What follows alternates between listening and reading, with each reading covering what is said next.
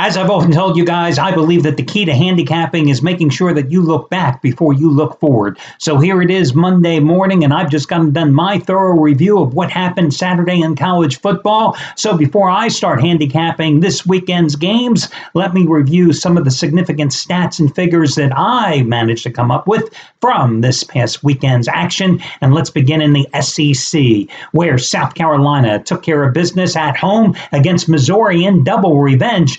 Not sure if you've been following the Gamecocks, a team that has been struggling to score all season long, but 3 games ago, Will Muschamp turned to a freshman quarterback, Jake Bentley, and he has won all 3 of his starts, completing 74 passes for 622 yards, 6 touchdowns, no interceptions. But here's the part that has me a little concerned. In those 3 starts, yeah, he's had some impressive numbers, but he's gotten 0 protection. He has been sacked 12 times already.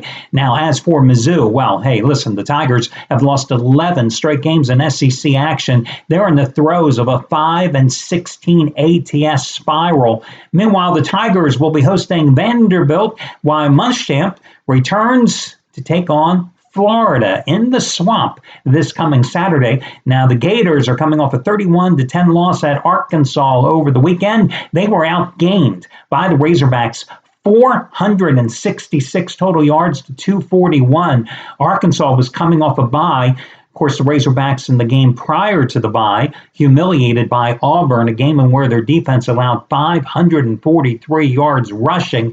But in this game, their defense did the job, held Florida to just 12 yards rushing on 14 carries. Now, let's head out to the Pac-12.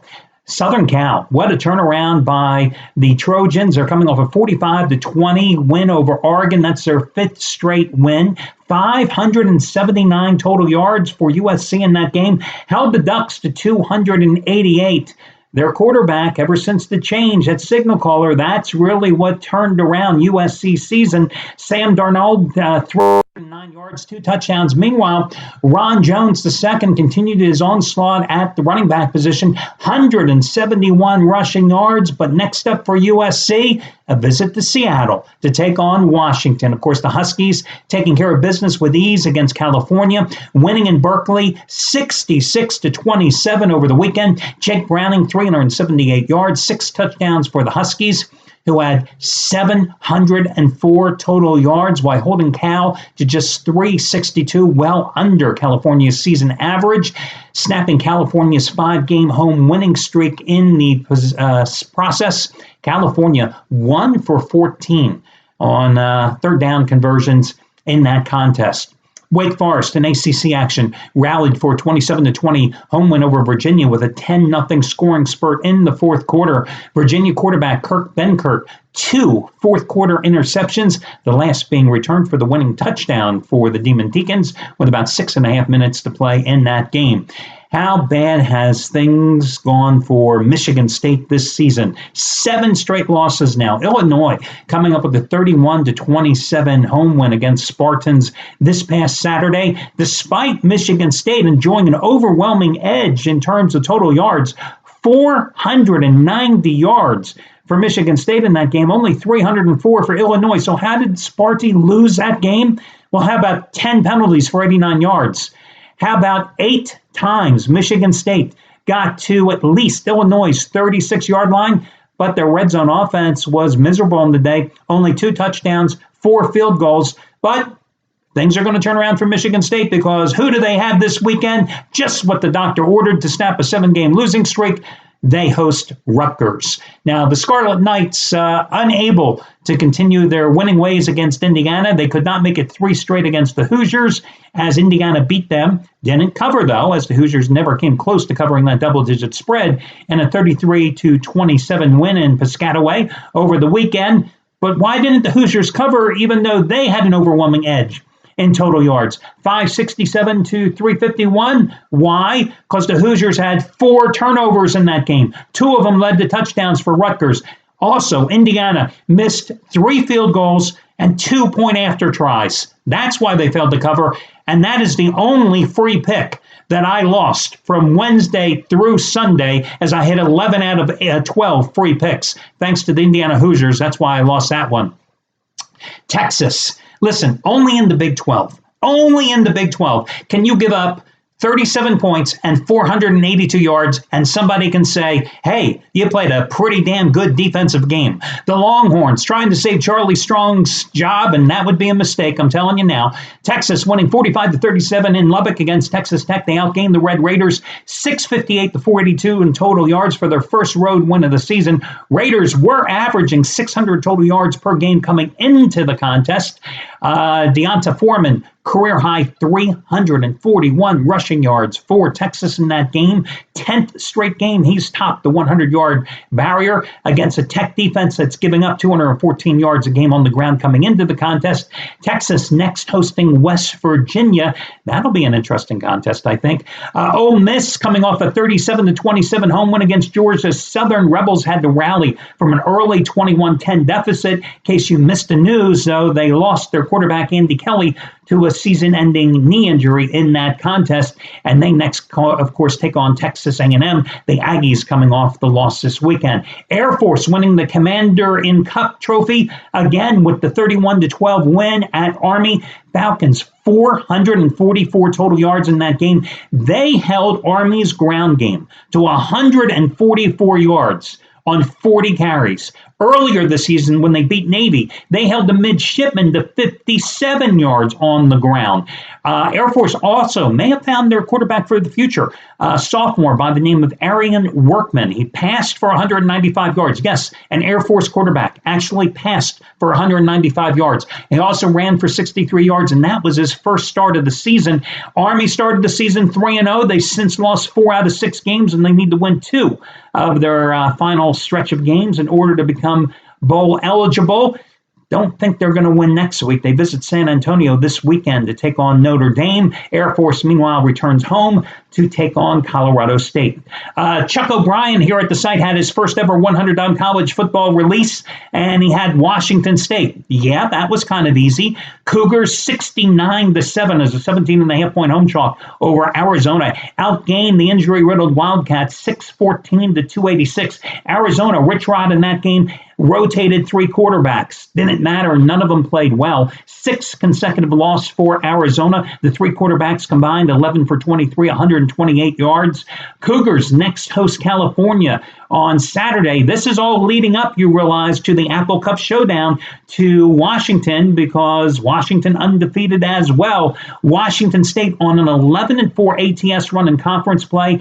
15-5 ATS roll against Division I foes. And Luke Falk, 32 for 35 against Arizona. 4 touchdowns, 311 yards. The week before at Oregon State, when he led the Cougars to the comeback in Corvallis, 415 yards and 5 touchdowns on the season. 74% completions, 3,200 yards, 28 touchdowns, 5 interceptions. Not too shabby. Florida State with the 24-20 comeback win at NC State. Wolfpack blew a 10-point lead in the third quarter. One game, one drive really destroyed the Wolfpack season. Ever since they had that game in their clutches at Clemson and blew it, they've now lost 4 straight games, and they've got to win 2 of their last 3 to become bowl eligible. North Carolina, 48-20 home win against Georgia Tech, but kind of a deceiving final score because they needed to score the final 21 points of the game to really put them away, even though they had 636 total yards in that game, including a season-high 283 on the ground. Virginia Tech, another struggle. You never know what you get from the Hokies week to week. This time, they barely got by Duke on the road, 24-21. The Devils are now 1-4 with 3 straight losses since upsetting Notre Dame. And, of course, on Thursday night, they are taking on their arch rival, the Tar Heels. How about Oklahoma State rallying for the 43-37 win at Kansas State? One of the quarterbacks that kind of flies under the radar in the Big 12, having a very good season, that would be the Cowboys' Mason Rudolph. 457 yards, 5 touchdowns passing, as the Cowboys had 637 yards. Total yards in that contest. And, of course, they host Texas Tech in their home finale next Saturday. TCU, they had kind of a good game at Baylor, 62-22, 688 yards for the Horned Frogs in that game. The Bears now have lost their last 2 games to Texas and TCU, giving up 98 points in the process. And they visit Oklahoma next week. Sooners have only won 6 in a row. How about Penn State, undefeated at home after that 41-14 shellacking they put on Iowa, outgaining the Hawkeyes 599 to 234 in Happy Valley. This Saturday, Iowa had won 9 in a row straight up on the road and covered 15 of their last 18 on the highway coming into that game.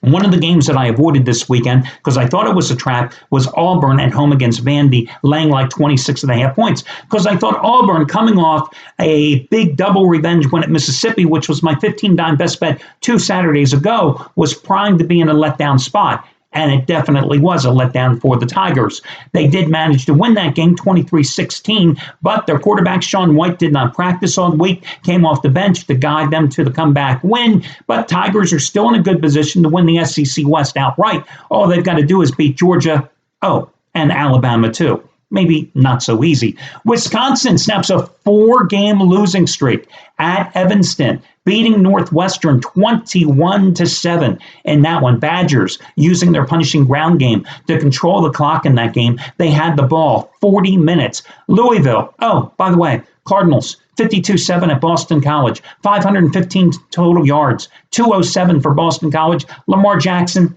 only 7 touchdowns total, 3 in the air, 4 on the ground. Really bad game for Lamar in that contest. How about Nebraska? Huskies proving to be a fraud. They finally played a tough couple of quality teams on the road, losing back-to-back games at Wisconsin in overtime, and then at Ohio State this weekend, 62-3. The Huskers defense shredded for 590 yards. As I said earlier, Texas A&M losing to Mississippi State, 35-28. Bulldogs taking care of business, 574 yards, 29 first downs, 37 minutes time of possession, 355 yards on the ground, 6.3 yards a carry.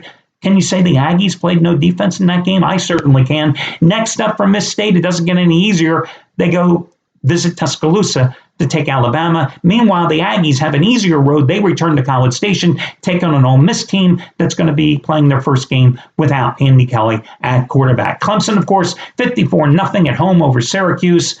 What can we say there? Although I will point out the Orange did lose their starting quarterback, Eric Dungy, knocked out in the first quarter in that contest. So maybe if Dungy played, they only lose by 37 points instead of 54. Maryland's head coach this season, DJ Durkin, has really guided the Terrapins to a better than expected season. Now, he used to be the defensive coordinator for the Michigan Wolverines. His familiarity with the Wolverines certainly didn't help this weekend as the Wolverines beat the hell out of the Terrapins in Ann Arbor 59-3, running up 660 total yards in that contest.